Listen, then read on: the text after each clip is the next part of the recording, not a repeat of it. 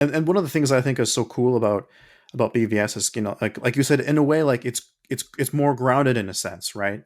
But at the same time, it's also raising the stakes from the first movie.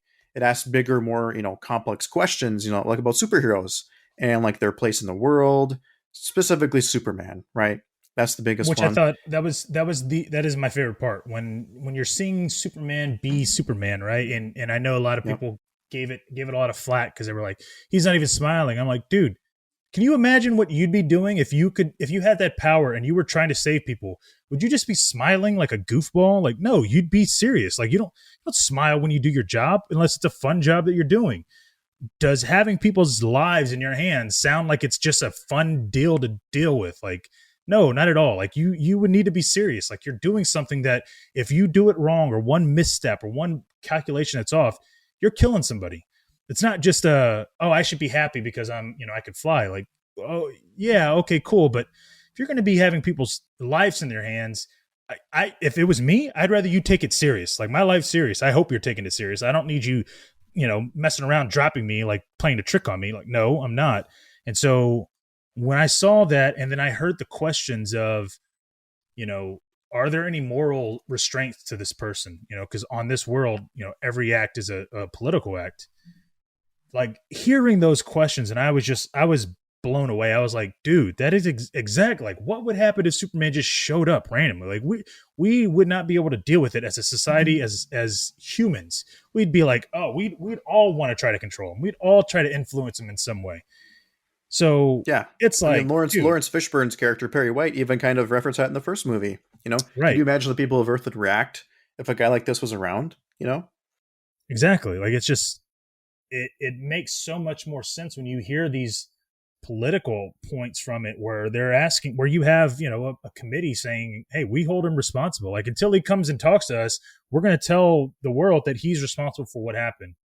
And so now you're going, okay, well then I guess he needs to go talk to them. Like if somebody was holding a committee against, if you think about it with baseball, like with Barry Bonds and all this stuff, that was all serious stuff. They were held in court. They could not lie. Otherwise they'd be found perjury.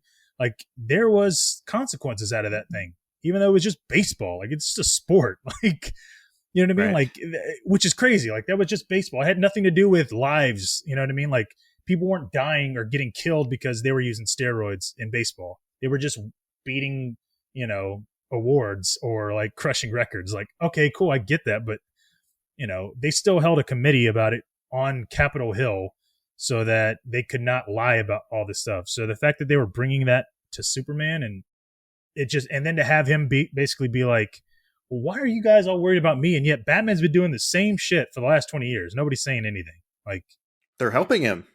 exactly. Yeah. Like they don't Yeah. care. They're just whatever. It's like, dude, what? That's what I'd be like. I'd be like, you know what? Fine. I gotta do something about it. Yeah, I mean, for him, there was no winning basically either, because no matter what he did, no matter whose life he saved, it just from every perspective, every point of view, he was never going to stop getting grief over it. Like everyone was always constantly on his case in the media and in the news about it, and to the point where, like you said, like it wasn't fun. You know what I mean? Like he goes back home to see Martha Kent one night on the farm. And she's like, "You don't owe this world a thing. You Right. never did." Right? That was I love that scene so much, and I wish it was almost longer. Like to me, Right. I almost think there was more to that scene that didn't make the movie for some reason. I don't know if I'm I'm right or sure. not, but I mean, maybe because I mean, at the end of the day, she's speaking the truth. Like, as somebody that's a parent, you're not.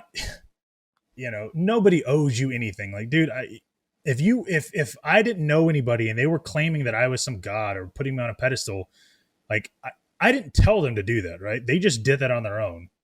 Why would I feel the need to be like, oh, well, I need to sacrifice myself for them because, they think of this of me. It's like, I didn't do that. Like, I didn't tell you guys to do that.